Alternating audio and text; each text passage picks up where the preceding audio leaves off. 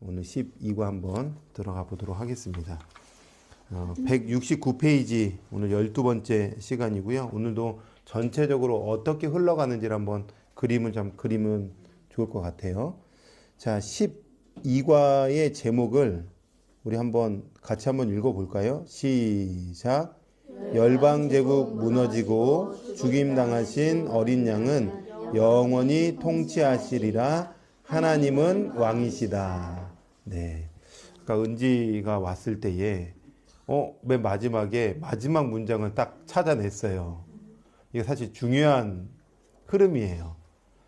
창세기 말씀에 시작되면서 선악과 사건은 다른 사건이 아니라 아담에게 보여주신 사건이에요.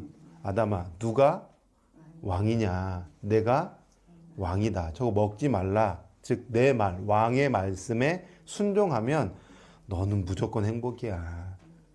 나는 인정해야 된다. 이것을 못 받고 시작하셨는데 깨져버렸어요.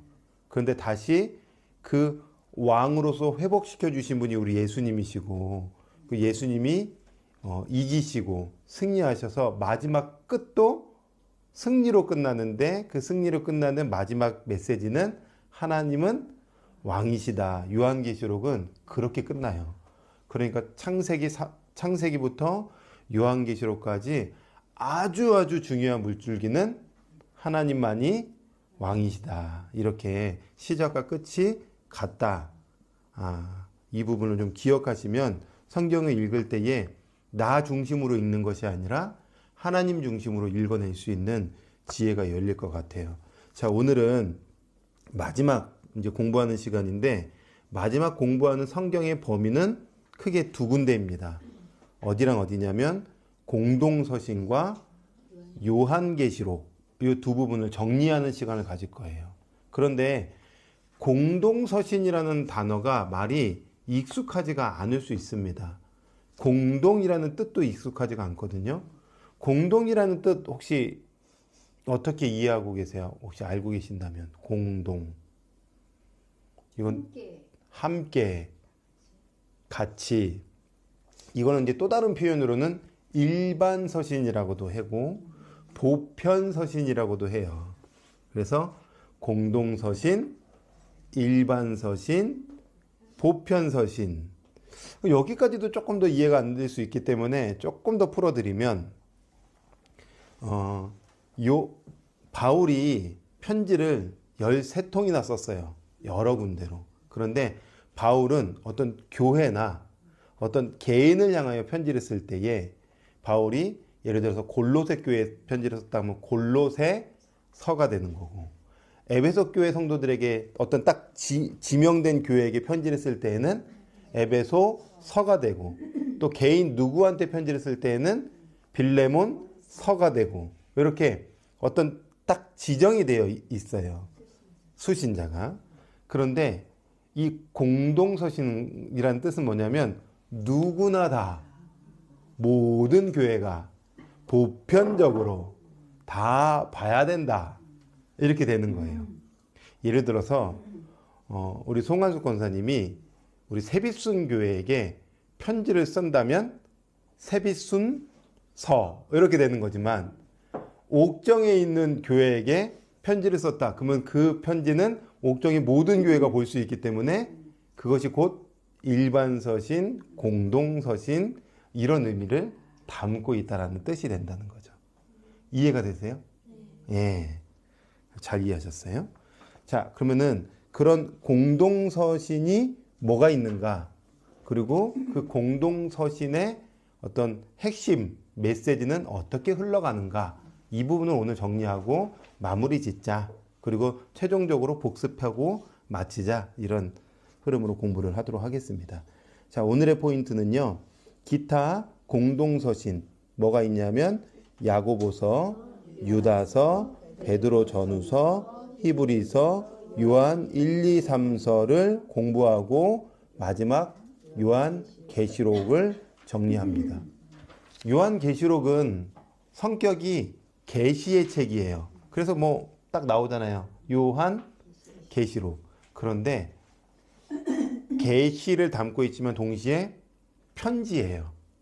일곱 교회에게 편지를 보내고 있는 거예요. 그래서 동일하게 서신, 즉 편지의 성격도 갖고 있다. 이렇게 이해하시면 좋겠죠. 자, 1번을 제가 한번 읽어볼게요. 오늘의 포인트.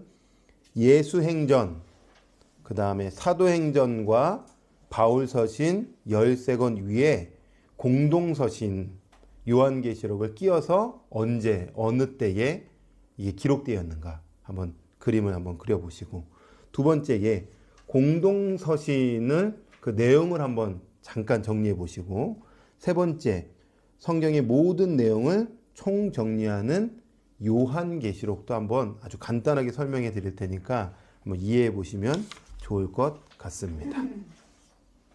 스카치 테이프, 제가 보니까 저거 중요해서 좀 길지만 천천히 한번 읽어볼 테니까 한번 이런 내용이구나 한번 이해 한번 해보시면 좋을 것 같아요. 바울은 결국 참수되어 돌아가셨다는 설이 있습니다. 순교를 당한 거죠. 그도 죽었습니다. 사실상 바울 서신이 끝나면서 신약의 스토리는 마감된다고 봐야 합니다. 큰 물줄기가 끝났기 때문에. 자, 예수 사건 이후 이어지는 사도행전. 그러니까 잠깐 들어보시면 사복음서는 예수님 이야기예요. 그죠? 예수님의 사생애와 공생애. 그 다음에 이어지는 게 예수님의 제자들, 사도들의 이야기인데, 사도행전의 두 주인공 중심으로 누가가 기록했어요. 앞에 부분은 베드로 중심으로 한번 펼쳐지는 이야기고, 뒤에 부분은 바울 중심으로. 그래서 바울의 1차, 2차, 3차, 그 다음에 1차 감옥, 4차, 2차 감옥 하면은 이게 다 끝나는 이야기인데, 끝났네가 아니라 남은 공동서신도 있으니 이거 정리해야 된다. 너 어떻게 정리할래? 이런 거예요. 한마디로 내용이. 자, 그래서 그 내용의 질문을 가지고 147페이지에 한번 흐름을 한번 이렇게 보세요. 잘 이거 눈여겨보는 게 중요합니다. 자, 보세요. 171페이지, 죄송합니다. 171페이지. 여기 보시면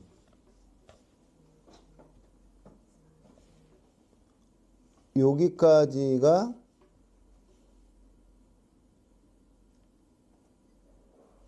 예수님의 이제 잠깐만요.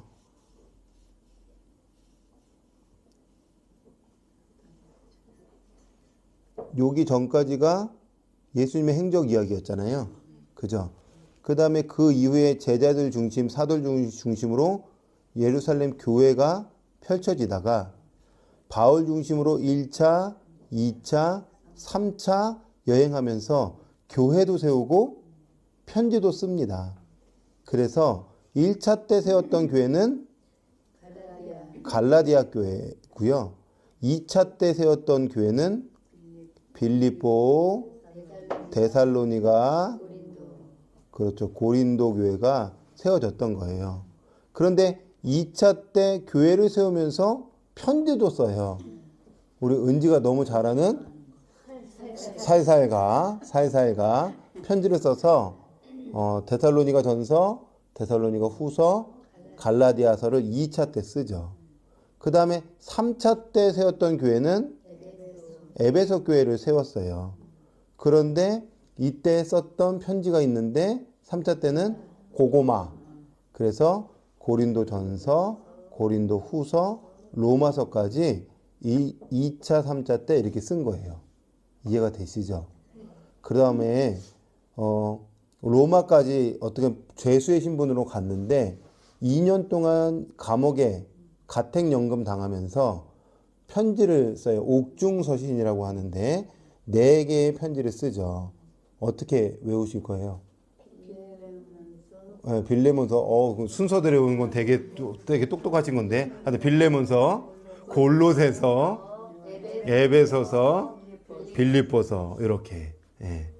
그래서 저는 에필골문이라고 했는데 권사님이 한 것은 거의 이제 순서대로 외우신 거예요. 흐름 따라 잘 외우신 거죠. 자, 그 다음에 4차 때 잠깐 풀려나서 4차 선교를 하는데 목회를 하고 있는 디모데와 디도에게 편지를 썼어요. 그래서 디모데 전서, 디도서, 그 다음에 2차 감옥에 투옥됐을 때 마지막 죽기 전에 쓴 편지는 디모데 후서. 그래서 여기 분홍색처럼 보이는 이 부분은 다 누구의 서신이다? 맞아요. 바울 서신이에요. 정리를 잘 하셨습니다.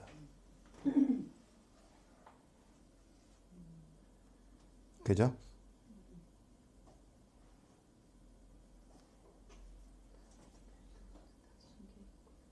그래서 171페이지에 우리 그 세모 모양에는 한번 이렇게 적어 보세요. 뭐 생각나시는 대로 안 보고 적으셔도 좋고 잠깐 뭐 보고 적으셔도 좋고 살살가 고구마 예. 뭐 애필 골몬 해도 되고 골몬 애필 해도 되고 몬골 애필 해도 되고 사모님은 안 보고 하셔도 돼. 글씨가 안 보여요? 베끼고 싶어서 아 맞아요. 잘 안 보이죠? 네. 네. 그죠? 2차 때는 살전, 살후, 갈라디아서. 3차 때는 고전, 고후, 로마서. 1차 과목 때는 뭐 에필 골몬 해도 되고 골몬 에필 해도 되고 몬골 에필 해도 되고. 예. 그 다음에 4차 때는 잠시 풀려나서 선교하면서 목회서신 썼는데 디모데 전서, 디도서. 그 다음에 2차 과목 때는 디모데 후서. 네, 너무 잘하셨어요. 다들 최고세요. 이렇게 하기가 참 쉽지 않은데. 바울은 2차 과목 때 너무 고독했을 것 같아요. 근데 그냥 어떤 거기서 그냥 죽은 건가요? 건강 악화로 뭐 순교 당했을 것이라고 설의 이야기니까 목배임을 받았을 것이다 뭐 이런 얘기를 하기도 하고. 네. 건강 때문은 아니고 순교 당했을 거예요. 이 즈음에 베드로도 동일한 시기에 순교를 당하죠. 순교하기 원하십니까? 네, 야. 매일의 순교가 필요합니다. 좋아요. 결혼하고, 네. 멋져. 저는 순교 생각했는데, 만약에 뭐 옛날 막 조선시대 때 막 잡혀가지고 막 고문당한. 그런데 제가 상상하기 제일 싫은 건 바늘로 손톱 사이. 나는 순교가 어렵겠구나. 나는 주여. 그러니까 총을 한 방 땅 쏘면은. 죽으면 괜찮은데. 괜찮은데 이거는 어우, 야, 야호. 나 그건 못하겠다. 네, 그거 못하겠다. 그래. 네. 자, 그리고 거기 보시면 여기는 지금 안 나왔지만 여기 동그라미 보이시죠?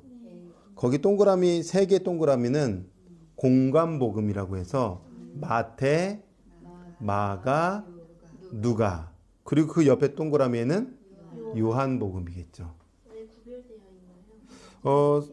뭐 이게 큰 동그라미 안에는 사복음서를 구분할 때에 마태, 마가, 누가는 공관복음이라고 해요. 공관복음이라는 뜻은 공통의 관점. 공통의 관점.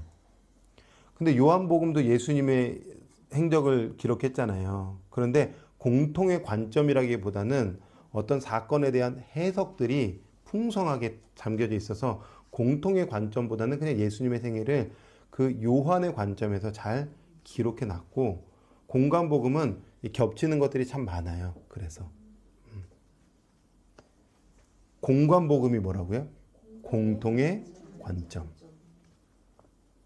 자, 우리는 여기까지 정리했는데 이제는 거꾸로 된 세모가 바로 공동 서신인데 이게 이제 사실은 시기가 정확하게 이때다라고 보기는 어려워도 많은 학자들이 연구를 해봤을 때 이 즈음에 기록됐을 것이다. 이렇게 표현하고 있어요. 그래서 아마 4차 감옥 때쯤에 쓰였던 공동서신 첫 번째가 야고보서입니다.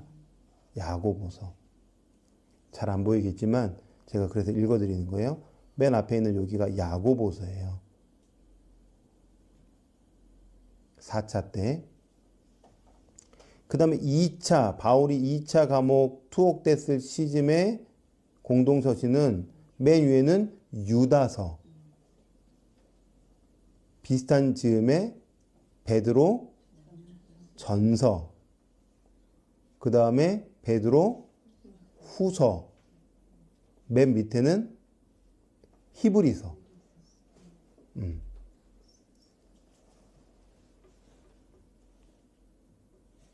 한 번 더 해볼까요? 맨 앞에 그렇죠. 야고보서. 그 다음에 2차 투옥 때 맨 위에는 유다서, 베드로 전후서, 베드로 후서, 히브리서. 이따가 퀴즈 한번 내볼게요. 맞춰보세요. 자, 그 다음에 이제 가장 예수님의 제자 중에 오래 산 제자가 있어요. 12명의 제자 중에 누굴까요? 요한이에요. 그러면 요한이 쓴 편지가 있습니다. 세 통의 편지가 있어요.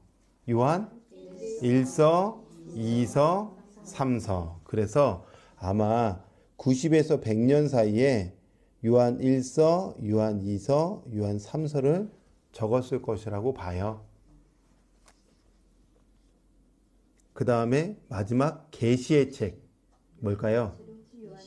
요한계시록. 그래서 빨간색 박스, 그러니까 박스는 요한계시록 이렇게 된다. 여기까지 정리가 되셨나요? 네.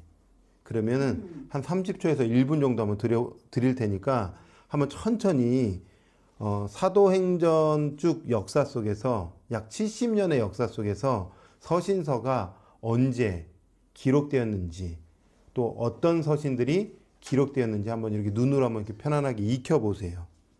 이렇게 한번 흐름을 잡아 놓으면 나중에 성경 볼 때에 조금 더 익숙하고 편할 것 같아요. 자, 이제 오늘 중요한 공동서신의 한번 내용을 흐름이 아니라 그냥 개별적인 것이기 때문에 개별적으로 한번 이렇게 정리를 해보시고, 요즘은 인터넷이 너무 잘 돼 있잖아요. 유튜브도 너무 잘 돼 있고요.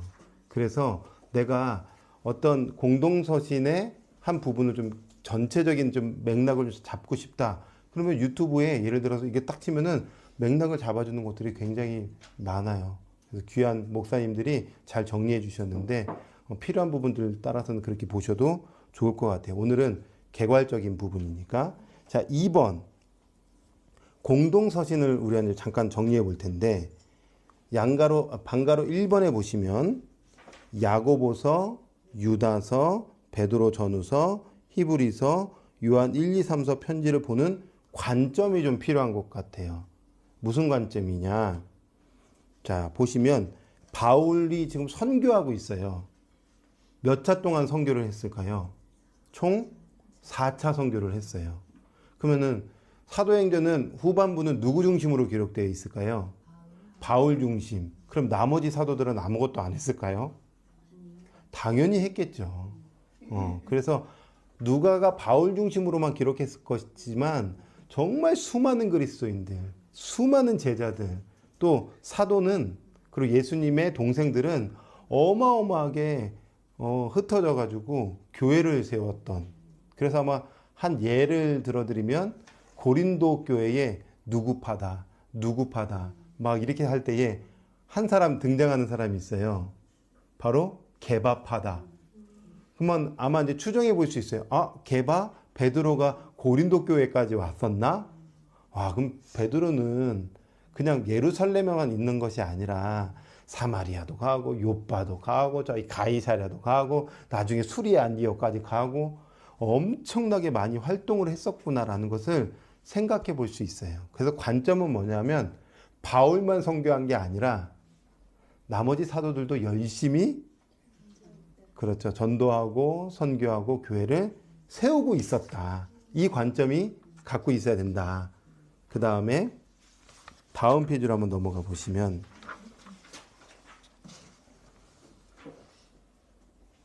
결국에는 그들의 활동을 이제 추적해 볼 수 있는 게 아까 얘기했던 베드로 같은 경우에 사도행전을 보면은 저 요빠도 갔다가 가이사랴 갔다가 수리 안디옥까지 갔다가 이렇게 활동했다는 것을 성경 구석구석에서 찾아볼 수 있다는 것을 알 수 있다는 거예요.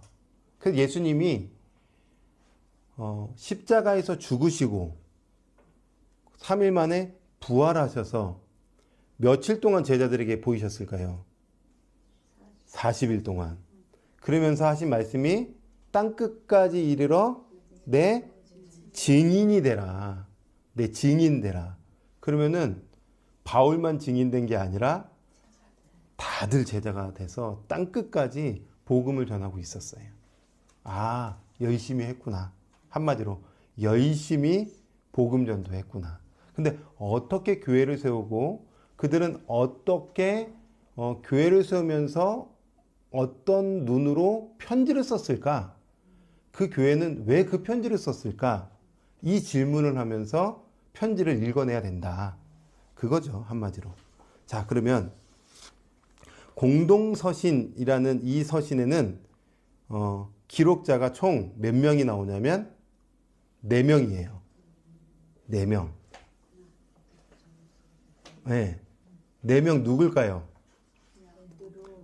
베드로, 야고보, 유다, 요한. 몇 명이에요? 4명. 이 두 사람은 구분이 됩니다. 어떻게 되냐면 베드로와 요한은 예수님의 제자예요. 다시요. 4명이 누구냐면 베드로, 요한, 야고보, 유다. 그런데 앞에 있는 베드로, 요한은 제자다. 맞아요. 그러면은 뒤에 2명 야고보와 유다는 동생들. 그래서 제자들이 쓴 공동서신, 동생들이 쓴 공동서신. 이렇게 정리를 한번 해보자. 이런 겁니다. 자, 그러면 예수님의 동생들이 쓴 편지부터 한번 잠깐 볼까요? 첫 번째, 예수님의 동생으로 나오는 사람이 누구냐면 야고보입니다. 그래서 야고보가 쓴 편지는 야고보, 자기 이름 따서 야고보서죠. 자, 야고보서의 1장을 보시면 한번 성경책 어플이든 한번 찾아보실까요? 누구에게 편지를 쓰는지 한번 보세요.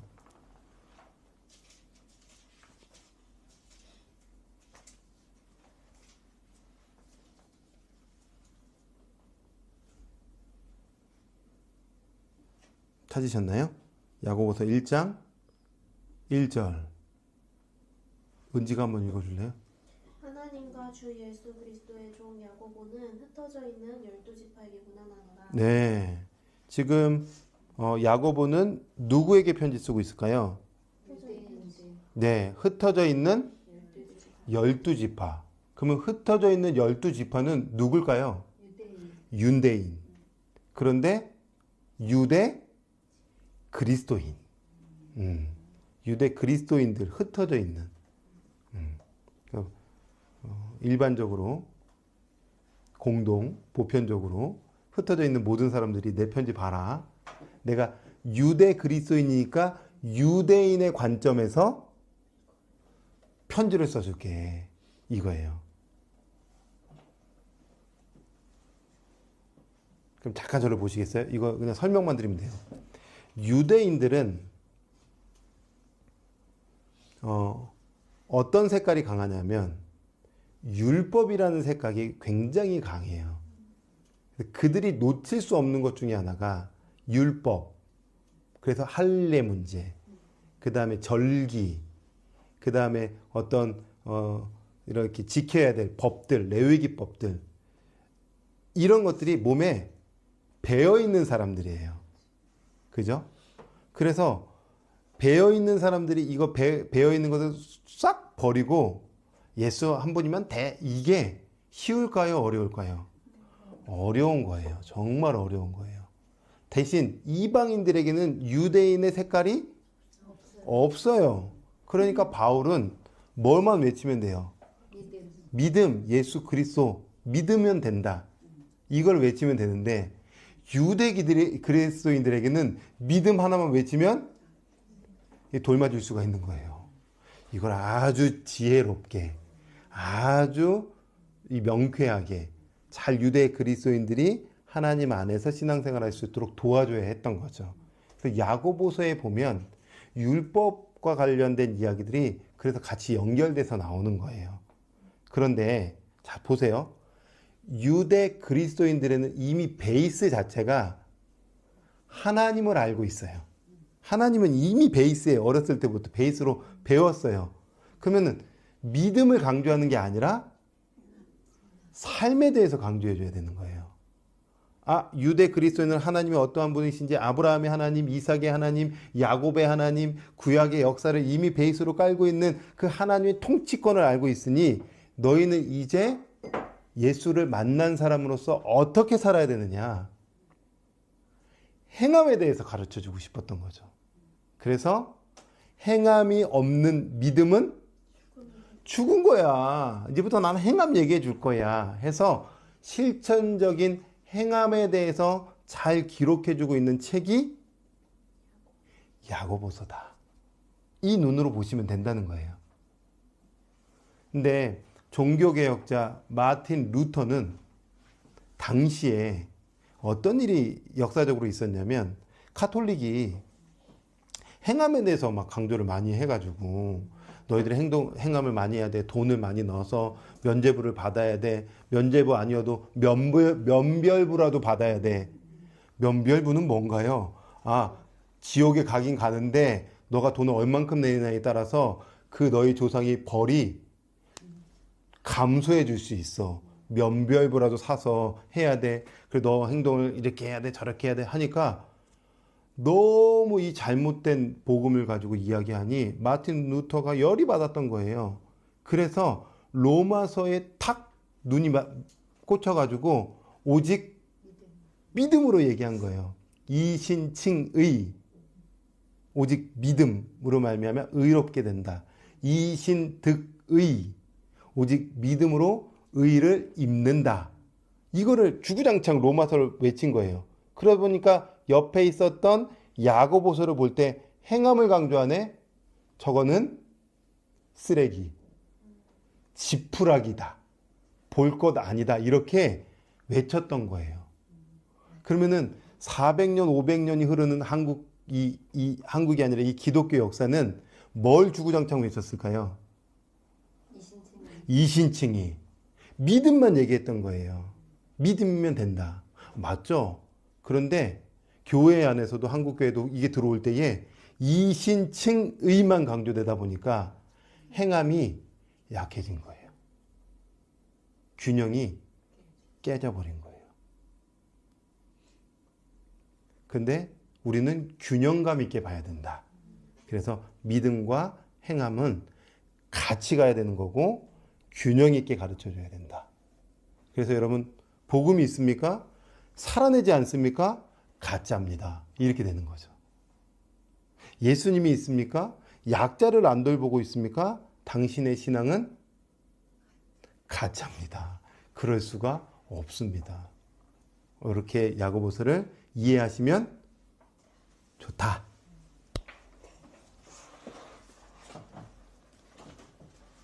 정리가 됐죠? 이 정도로 하고 읽어내시면 다 돼요. 자, 두 번째 공동서신에 예수님의 동생이 쓴 편지가 있어요. 뭘까요? 그렇죠. 유다서 173페이지로 벌써 갔습니다.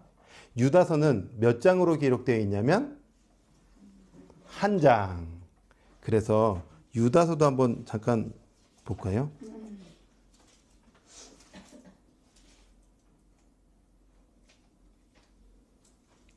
유다서 1장 1절, 이번에 지윤이가 한번 읽어줄래요? 1장 유다서 1장 1절입니다. 예수 그리스도의 종이요 야고보의 형제인 유다는 부르심을 받은 자 곧 하나님 아버지 안에서 사랑을 얻고 예수 그리스도를 위하여 지키심을 받은 자들에게 편지하노라. 네, 아멘. 그러니까 누구의 형제라고 나와 있어요? 야고보의 형제라고 유다를 밝히고 있고 지금 누구에게 편지를 쓰냐면 부르심을 받은 자들에게. 그래서 공동서신이라고 표현하는 거예요. 한 장인데 굉장히 깊습니다. 에녹서, 에녹 이야기를 다루고 있습니다. 에녹 이야기가 창세기에 짧게 나오죠. 창세기 5장에 에녹 이야기가 나오는데 에녹 이야기가 어떻게 나오냐면 창세기 5장에 보시면 누가 누구를 낳고 누가 누구를 낳고 누가 누구를 낳고 하는데 에녹은 달라요. 어떻게 다르냐? 에녹은 65세를 살다가 자녀를 낳고 300년 동안 하나님과 동행했더라라고 동행이라는 단어가 그 사람에게는 붙어 있습니다. 그러면 1000년 넘게 이 역사 속에서 에녹 하나님께서 이 족보를 압축해서 진짜 나 이런 사람 찾고 싶어. 나 이런 사람 나타났으면 좋겠어. 그 사람이 어떤 사람이냐면 하나님과 동행하는 사람이에요. 그 성경에서 진짜 하나님이 관심 갖고 있는 사람 누구냐면 동행하는 사람이에요. 동행은 같은 곳을 바라보는 사람입니다. 예수님이 바라보는 곳에 나도 시선이 있어야 되는 사람. 예수님이 발걸음이 갔던 곳에 우리가 같이 발걸음을 간다면 너는 진짜 나와 동행하는 멋진 사람이구나라고 하나님 굉장히 기뻐하신다는 거죠. 그럼 300년 동안 뭐 했을까요? 에녹은. 창세기는 안 나와요. 근데 어디에 나오냐? 유다서에 나와요. 유다서에서 뭐라고 나오냐? 그는 선지자라고 표현되어 있어요. 아, 에녹은 선지자였구나, 당시에. 그러니까 노아 홍수 심판이 오기 전에 선지자로서 불법을 행하는 자들에게 제발 불법을 행하지 말고 불법에 넘어지지 말고, 즉 하나님 말씀에 어긋나서 살지 말고 섞이지 말고 구별 세워 살아야 된다라고 외쳤던 선지자가 바로 에녹이었구나 라는 것을 알 수가 있어요.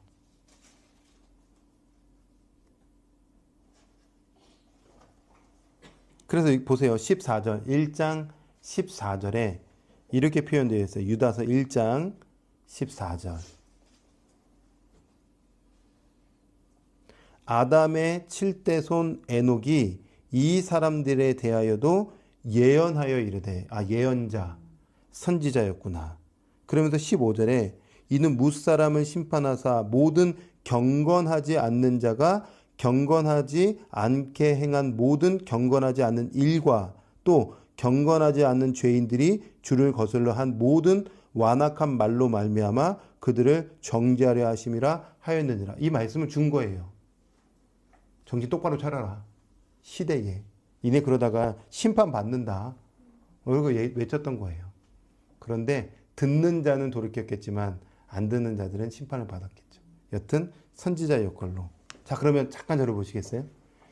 유다는 한 장을 통해서 뭘 외치고 싶었냐면 마지막 때에 거짓 선지자가 나타날 거다. 그들은 심판을 받을 것이다. 그러므로 신자여 말씀 안에서 여러분의 영혼을 잘 건축하십시오. 건축이라는 것은 상상해 보면 이거예요. 벽돌을 주춧돌을 이렇게 다지면 놓으면 그 위에 벽돌을 하나, 둘, 셋, 넷 이렇게 쌓잖아요. 여러분의 인생은 복음 안에서 말씀으로 건축을 해야 되는 거예요. 한 번에 집이 땅 하고 지어지는 게 아니라 삶을 살아가는 과정 속에서 그리스도 완성되는 그 완벽한 하나님의 자녀로 이렇게 건축되어지는데 오늘 또 벽돌 쌓고 내일 또 주어졌어. 내일 또 벽돌 쌓고 계속 벽돌을 쌓는 거예요. 벽돌 쌓는 게 뭘까요? 바울의 고백으로는 날마다 죽고 내 안에 말씀으로 다시 사는 거예요. 제가 늘 말씀드리지만 죽지 않으면 부활은 없습니다. 죽어야 됩니다. 내 자아가 또 말씀으로 죽고 그리스도와 함께 죽고. 유다는 이걸 외쳤습니다. 마지막 때 누가 나타난다고요? 거짓 선지자, 거짓 선생. 이거 기억해라. 이렇게 얘기한 거예요. 자, 두 번째 서신도 마쳤습니다. 공동서신 누구누구 마쳤죠? 야고보서, 유다서. 자, 한 문장으로 한번 이렇게 표현해 보세요. 야고보서는 뭘 이렇게 가르쳐 주고 핵심으로 이야기할까요? 믿음과 행함. 실천적인 거예요. 유다는 뭘 외쳤을까요? 거짓 선지자를 경계하고 말씀으로 자신을 잘 건축해라. 말씀으로 자기를 잘 건축해라. 그거예요. 이제 예수님의 남은 두 제자의 공동서신 주인공은 베드로와 요한입니다. 자, 베드로도 한번 볼까요? 베드로전서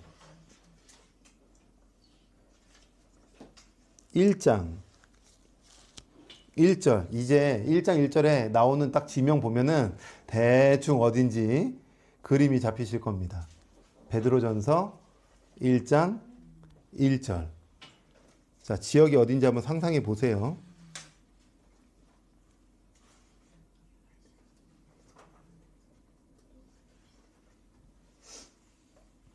제가 한번 읽어볼까요? 베드로전서 1장 1절에 예수 그리스도의 사도 베드로는 본도 어디예요? 그렇죠, 그렇죠, 맞아요. 벌써 이렇게 나오면 된 거예요. 그 다음에 갈라디아, 그쪽에, 예. 그 다음에 거기, 일단 거기 그냥 하면 돼요. 그 다음에 갑바도기아, 갑바 가운데, 그렇죠. 갑바가 갈라졌더니 피두니아 피가 나와서 본도로 붙였다 해서 본도, 갈라디아, 갑바도기아 다 나왔어요. 그래서 벌써 이렇게 나오는 거예요. 그 다음 아시아 거기 보이죠? 에베소 있는데 아시아. 그 다음에 피두니아 거기 있잖아요. 그렇죠. 본도 옆에. 거기에 있는 흩어진 나그네들에게 편지 썼대요. 거기 이제 수많은 그리스도인들이 있었고 교회들이 있었던 거예요. 그래서 누구나 다 이 편지를 봐라. 흩어진 사람들이 다 이 편지 봐라 해서 이 편지는 공동 서신, 일반 서신, 보편 서신이라고 하는 겁니다.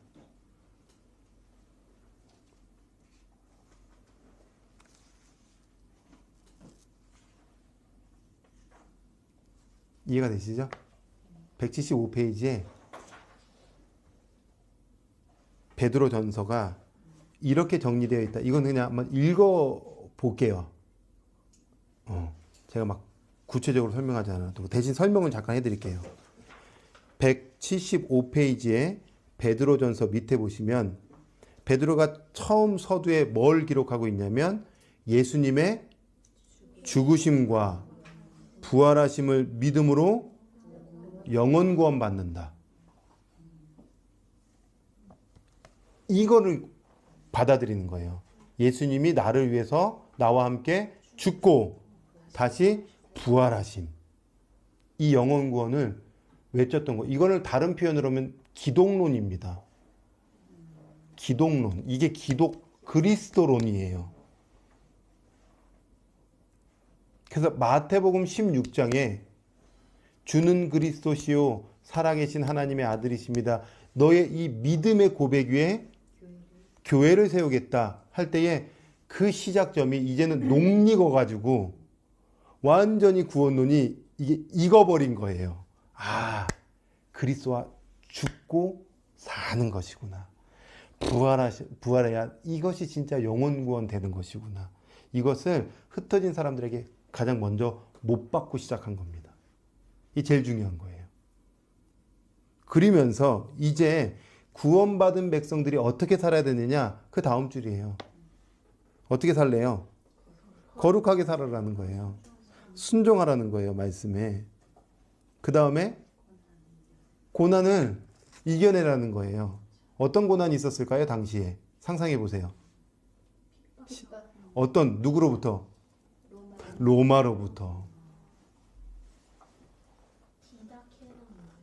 디다케가 순종이라는 뜻일 거예요.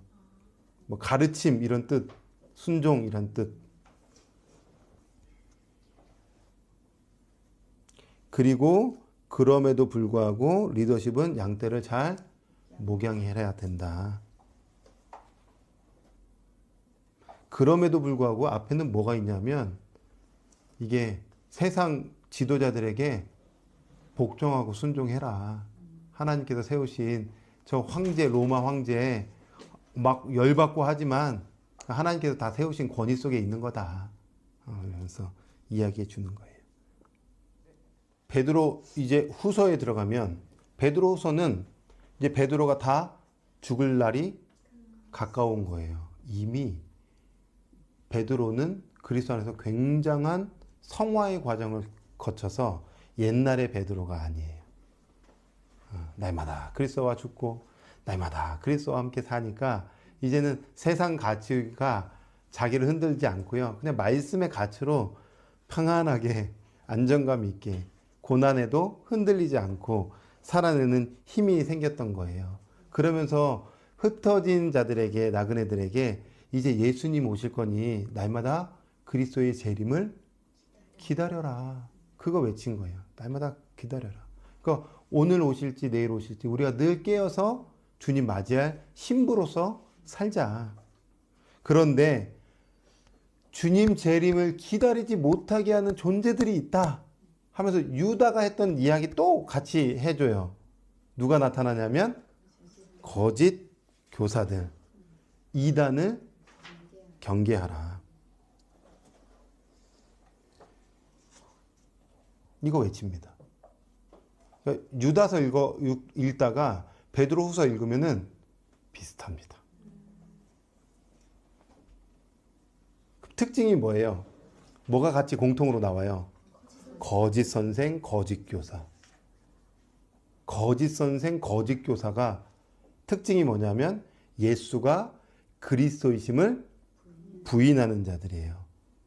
그래서 요한은 이 자들을 뭐라고 표현했냐면 적 그리스도라고 표현한 거죠.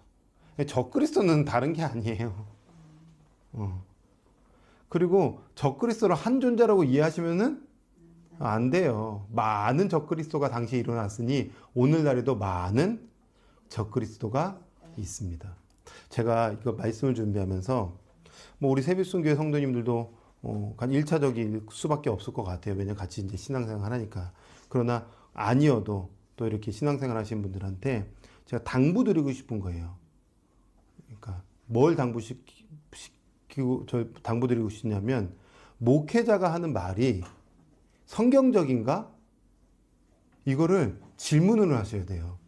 세빛순교회 성도님들은 저 목사가 하는 말이 정말 성경적이야? 성경 어디 나와 있어? 이거를 질문하셔야 돼요. 좀 죄송한 말로는 의심하셔야 돼요. 아니면 홍군형을 내주셔야 돼요. 왜 말씀에 그런 근거가 없는데 왜 그렇게 얘기하세요? 라고 질문하셔야 되고 오히려 이렇게도 얘기해 주시면 좋죠. 말씀 연구 똑바로 하세요. 제가 많이 알아야 되니까. 알아야. 근거가 있나요? 맞아요. 근거가 있나요? 왜 그렇게 해야 목회자들이 말씀 한 구절 읽고 딴 얘기 안 하고 이게 구약에 이렇게 나옵니다. 복음서에 이렇게 나옵니다. 서신서에 이렇게 나옵니다. 그래서 이건 이런 의미가 있는 겁니다. 라고 해야 목회자도 살고 성도님들도 바른 메시지를 듣는 건데 맹신하지 마세요. 네. 우리 세빛순교회 성도님들 맹신하지 마세요. 듣다가 아니다 싶으면은 바로 그냥 홍군형을 내세요. 저는 오히려 우리 성도님들에게 좀 그렇게 당부를 좀 드리고 싶어요. 왜냐하면 마지막 때에, 우리가 지금 다 마지막 때에 살지만 이때도 거짓 교사들이 많이 나타났습니다. 역사적으로 보면은 영지주의자들, 그 다음에 몬테니우스 악파들, 이런 사람들이 많이 등장해가지고요, 엄청나게 교회를 흔들어 제꼈어요. 그러니까 공동서신에 주구장창하는 얘기가 뭐예요? 거짓 교사, 거짓 선생, 거짓 교사, 거짓 선생, 적그리스도. 왜 이 얘기를 많이 하냐면 많이 썼으니까. 그럼 오늘날에는 없을까요? 오늘 엄청 많죠. 그렇죠. 모르니까 쫓아다니는데, 그럼에도 불구하고 성도님들에게는 사실은 다 성경책이 있어요. 이 성경책만 조금만 보시면 이거 아닌 것 같은데 라고 충분히 생각하실 수 있으세요. 제가 이렇게 말씀드리는 이유는 아무래도 요즘은 유튜브를 많이 볼 수밖에 없어요. 특별히 신앙에 관심이 있는 분들은 신앙과 신학에 관한 유튜브들을 볼 수밖에 없어요. 유익된 건 봐야죠. 좋은 거 봐야죠. 많이 잘 보십시오. 그런데 볼 때에 좋은 것을 잘 먹으려면 내가 되질문을 해야 돼요. 저기 무슨 근거로 저 얘기를 하고 있지? 어떤 근거로 저렇게 얘기하고 있지? 성경 얘기한다고 하면서 왜 성경은 얘기 안 하고 다 철학만 얘기하고 있지? 성경 얘기 안 하고 왜 역사로만 다 얘기하고 끝을 내지? 그러면 그건 굉장히 위험한 거예요. 성경은 철학 얘기하고 싶지 않아요. 그리고 성경은 역사성에 대해서 막 얘기하려고, 인문학에 대해서 이야기하려고 하는 것이 아니라 성경은 성경을 통해서 하나님 이야기하고 싶어요. 그러면 성경은 다 근거가 있는 거예요. 조금만 생각해 보십시오. 이거 이어지는 건데, 요한계시록의 80%는 구약에 다 나옵니다. 그래서 이사야, 예레미야, 에스겔에 다 나와 있어요. 이걸 무슨 새롭게 내가 해석한 것처럼, 막 새롭게 내가 발견한 것처럼 해석하면 안 되죠. 안 되는 거예요. 절대 그렇게 하면 안 되는 거예요. 이 말씀 가지고 구약으로 가서 구약에 이미 나온 말씀을 어떻게 우리가 의미를 찾아낼 것인가가 중요한 거지. 구약은 전혀 보지도 않으면서 풀어낸다? 위험합니다. 그래서 제가 당부를 드리는 거예요. 건강한 신앙생활을 하셔라.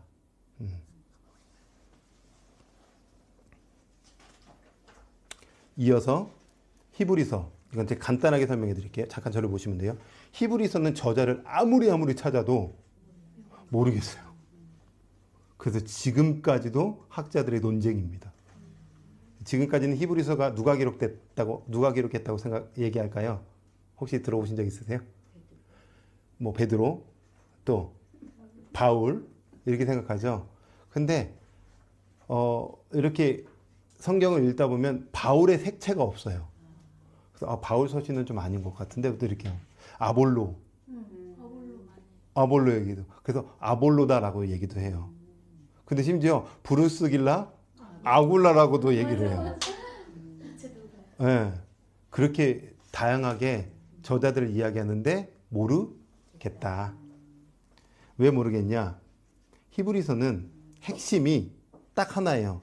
이것만 기억하면 돼요. 히브리서 저자는 누구를 주목하여 이야기하고 싶었냐면 예수 그리스도. 모세보다 뛰어난 예수 그리스도. 천사보다 뛰어난 예수 그리스도.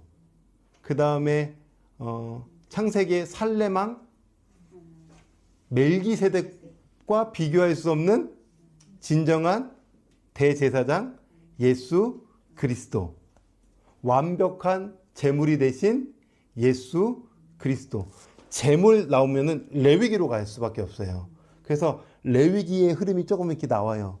그 하고 싶은 얘기 뭐냐면 완벽한 제물이 되신 예수 그리스도. 잠깐 다시 정리해 볼게요. 모세보다 뛰어난 예수 그리스도. 천사보다 뛰어난 멜기세덱보다 뛰어난 완벽한 대제사장이요 제물이 되신 그 예수 그리스도를 믿는 믿음의 사람들이 히브리서 11장에 나오는 거예요. 네. 그러면서 12장에 믿음의 주요 온전케 하시는 예수만 바라보자. 예수밖에 없다. 그러면 질문해 보세요. 여러분 예수님에 대해서 얼마큼 얘기할 수 있으세요?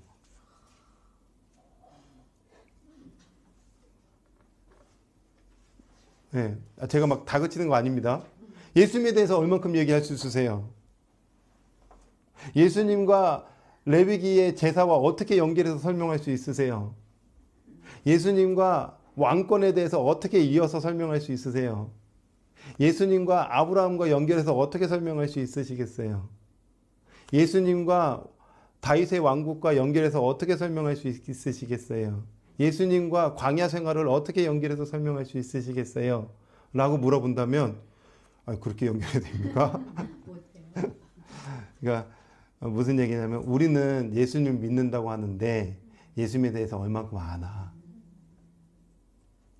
누가는 율법서, 선지서, 시편이 다 예수님에 관한 이야기라고 얘기했는데 그럼 우리는 시편을 예수님과 어떻게 통과시켜서 해석하려고 하고 있는가. 사실 하나님의 이 영감을 받은 사람들이 이거 이야기하고 싶은 거예요. 저도 늘 그 고민이 있는 거예요. 말씀을 보면서 이것을 통해서 나는 예수님을 얼만큼 더 알아갈 수 있을까. 발꿈에 때만큼 알다가 갈 수 있을까요? 그런 생각을 좀 합니다. 하여튼 히브리서는 그렇게 흘러간다. 그렇게 한번 정리해 보시면 좋을 것 같아요. 더 이야기하면 어렵다. 쉽지 않다. 뒤에 나오네요. 뭐. 그죠? 176페이지에 보면 예수님은 하나님의 보좌 우편에 앉은 자로 천사보다 모세보다 뛰어난 하나님의 아들 그리스도다. 쭉 얘기해. 대제사장이시다. 구약의 증인들이 이런 믿음을 가지고 살았다. 그리고 온전케 하시는 예수만 바라보자. 네. 많이 달려오셨습니다. 후다닥. 이제 남은 예수님의 제자 공동서신의 주인공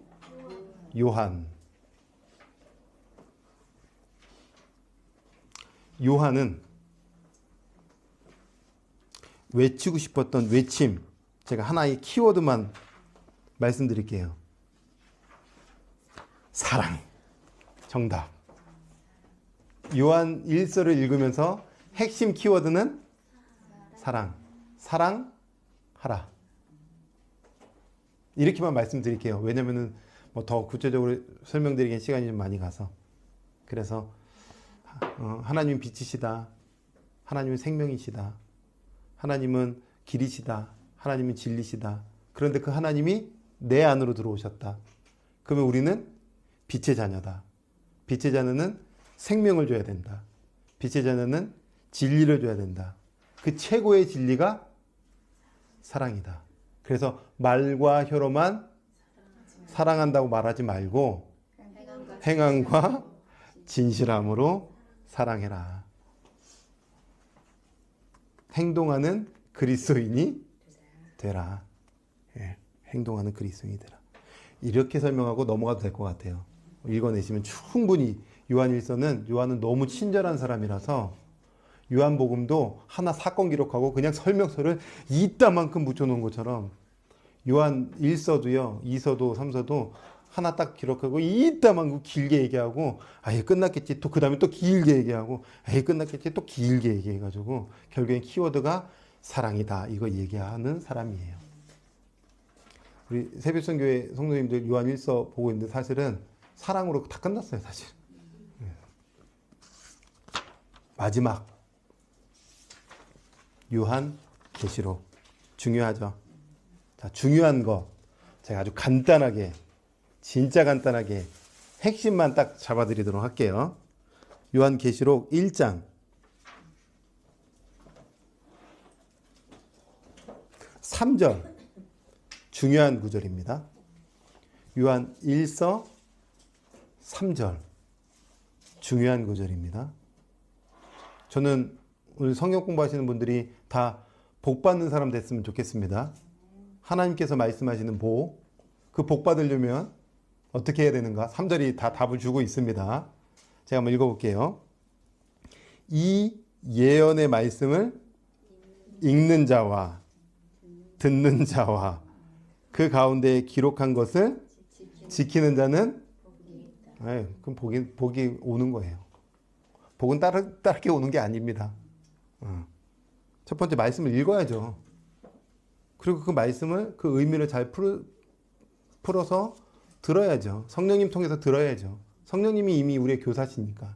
그리고 끝이 아니라 지켜 행하야죠. 그 사람이 복 있는 사람이래요. 그런데 이제 이거를 잠깐 저를 보세요. 요한이 2000년 전에 이거를 기록했잖아요. 우리는 성경을 각자 다 갖고 있어요. 요즘은 더 좋아져서 이제 핸드폰에 성경을 깔고 어플로 언제든지 볼 수가 있어요. 당시에는요. 요한계시록은 한 권밖에 없어요. 그러면 이 한 권은 어떤 지도자가 읽을 거예요. 내가 읽고 싶어도 못 읽어요. 그러면은 야 오늘 성경 읽어줄게. 그러면은 동네 방네 다 와서 들어야 되는 거예요. 그만큼 간절하고 소중했겠죠. 그래서 읽는 자와 듣는 자는 사실 우리 관점이 아니라 당시의 관점에서 읽는 자가 있었고 듣는 자가 있었구나. 왜냐하면 한 권이니까. 그래서 모두가 이걸 집중해서 읽어주고 집중해서 들은 다음에 마음에 간직하여 지켜 행하는 거예요.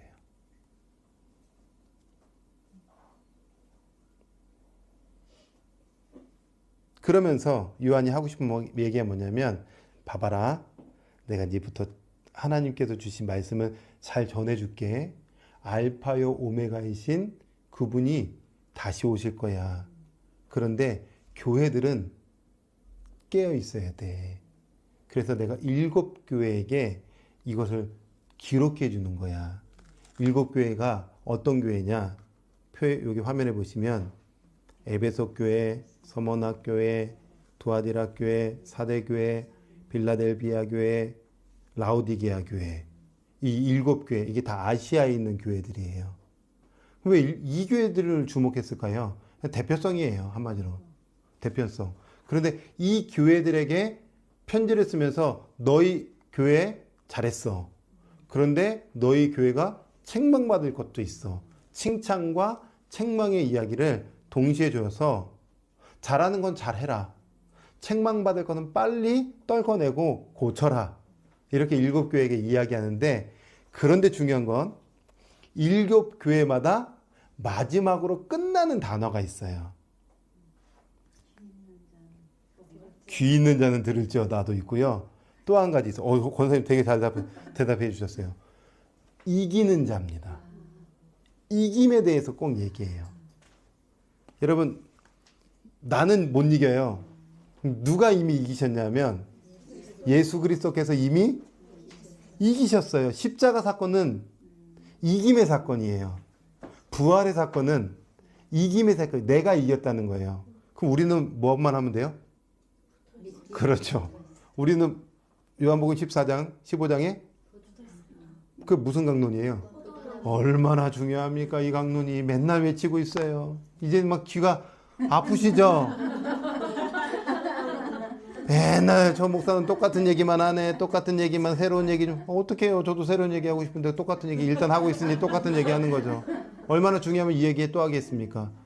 나는 이미 이겼고 너희가 이기는 방법은 붙어 있는 거야.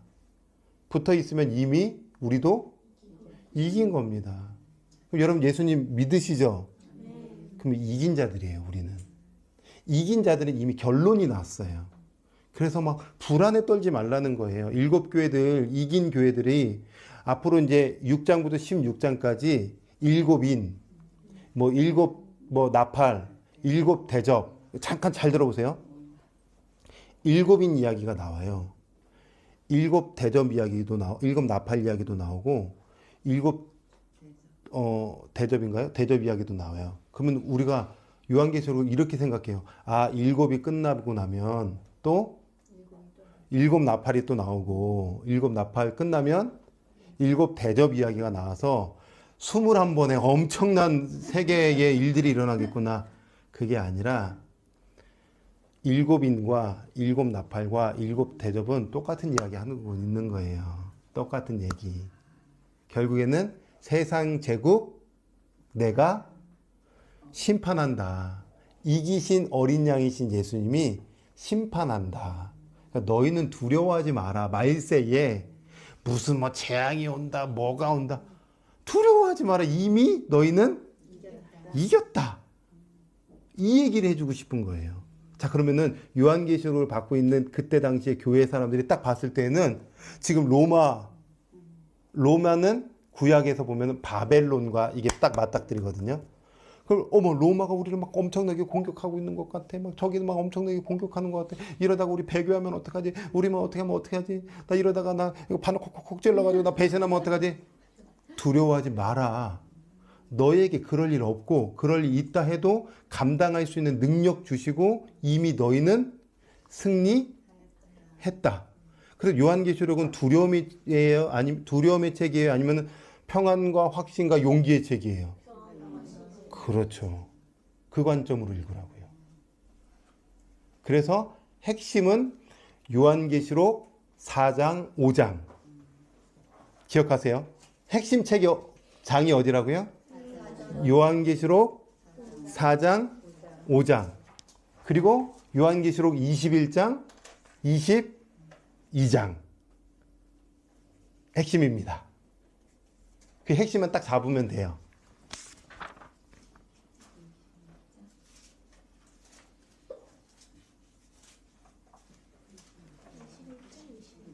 (21장) (22장) 자, 이게 뭐냐? 제가 이렇게 쭉 설명해 드렸지만 180페이지에 맨 밑에 양가로 2번 찾으셨나요? 일곱 교회에게 예수님이 나타나셔서 내가 이겼으니 너희도 이긴다. 그러면서 양가로 2번에 그렇다. 그는 하나님의 보좌 우편에 앉으신 어린 양 예수 그리스도와 너희가 영원토록 함께 할 것이다. 그 영광을 너희도 동일하게 영원토록 누리게 될 것이다. 그 나라가 곧 온다. 우리는 그러므로 이 땅에 살아가는 동안 혹시 이 단어 들어보셨어요? 마라나타. 마라나타 주 예수여 어서 오시옵소서라고 신앙생활해라. 이미 승리가 너희 것이기 때문에. 자, 그렇다면 예수님 믿으면 승리는 나중에 오나요? 예수님 믿는부터 시작되나요? 그렇죠. 하나님의 나라는 죽고 나서 가나요? 하나님의 나라는 믿음과 동시에 그의 나라가 우리 가운데 오나요? 믿음과 동시에 그의 나라가 임하는 겁니다. 임하는 거예요. 내 안에 임하는 거예요. 근데 내 안에 임한 하나님의 나라를 풍성히 누리려면 날마다 죽어야죠. 날마다 죽어야 돼요. 날마다 죽으면 이제 점점 이게 다 이게 떨궈져 나가요. 그래서 되어지는 거예요. 와, 이게 평안이 되어지고 걱정이 그냥 안 되는 게 되어지고 자유가 그냥 되어지고 되어지게끔 하나님이 만드신 거지. 막 종교하는 것처럼 이렇게 해라 막 저렇게 해라 막 몇 시간씩 해라. 제발 그거 하지 마라. 되어지는 거다. 이건 되어지는 거야. 너가 죽기만 하면 돼. 붙어 있기만 하면 돼. 그러니까 여러분, 우리가 죄송한 얘기지만 한국교회에 막 열심히 있었어요. 전 좋은 거라고 생각해요. 근데 열심의 방향이 너무 종교적으로 갔어요. 다른 종교에서도 하는 거 똑같이 했어요. 그러면 안 되고 이 열심이 죽는 열심으로 가야 되고 말씀을 내 안의 것으로 만드는 열심으로 가면 삶에 놀라운 일들이 너무 놀라서 딱꼭질이 나올 정도로 깜짝 놀라는 일들이 분명히 일어나게 될 것입니다. 이 말씀 주시려고 우리 주님이 하나님 필연적으로 이 자리에 우리를 만나게 해주셔서 이렇게 성경 공부하게끔 도와주셨다고 저는 믿어요. 이 관점으로 여러분 공동서신을 읽어내시고 이 관점으로 계시록을 읽어내셔서 계시록 혹시라도 읽을 때 두려워하지 마시고 이미 승리된 책이다 라고 보시고, 또 한 가지 팁은 혹시 요한계시록 볼 때에 먼 미래에 일어날 어떤 뭐 예언 그래서 막 재앙 이런 거 보지 말고 내 안에 종말이 일어났는가 개인적 종말로 한번 적용해서 한번 읽어보세요. 무슨 얘기냐? 거기에 바벨론이라고 나와요. 바벨론은 당시로 해석하면 로마예요. 그런데 한마디로 이런 얘기하는 거예요. 제가 권사님을 빗대서 얘기해 볼게요. 권사님 안에 바벨론 있는 것 아닙니까? 나반석 안에 너 안에 바벨론 있지 않아? 바벨론처럼 탐욕적이고 바벨론처럼 어떤 우상 숭배로 가득하고 바벨론처럼 세상 것으로 가득한 게 너 아니야? 너 안에 바벨론 무너뜨려. 이 말씀하고 싶은 거예요. 다른 얘기하는 게 아니라 네 안에 바벨론도 안 무너졌는데 이거 다 제거되고 나와 함께 살자.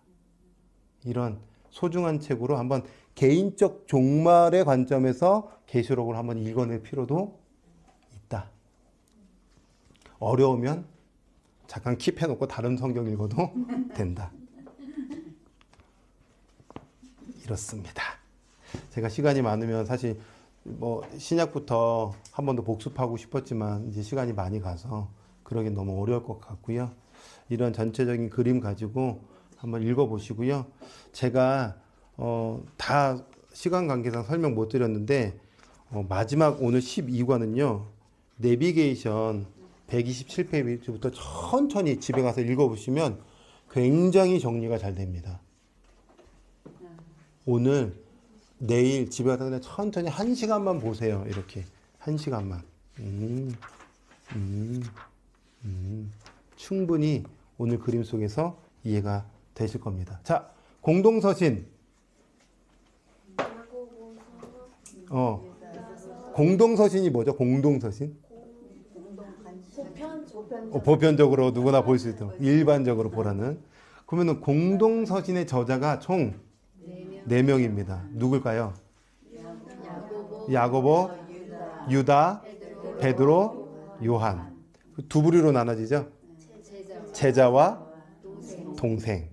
그래서 그 관점을 한번 읽어내시고, 그 다음에 요한계시록도 편지지만 7교회에게 이야기하면서 이미 승리한 책이니까 승리의 관점으로 봐라. 이렇게 보시면 될 것 같습니다.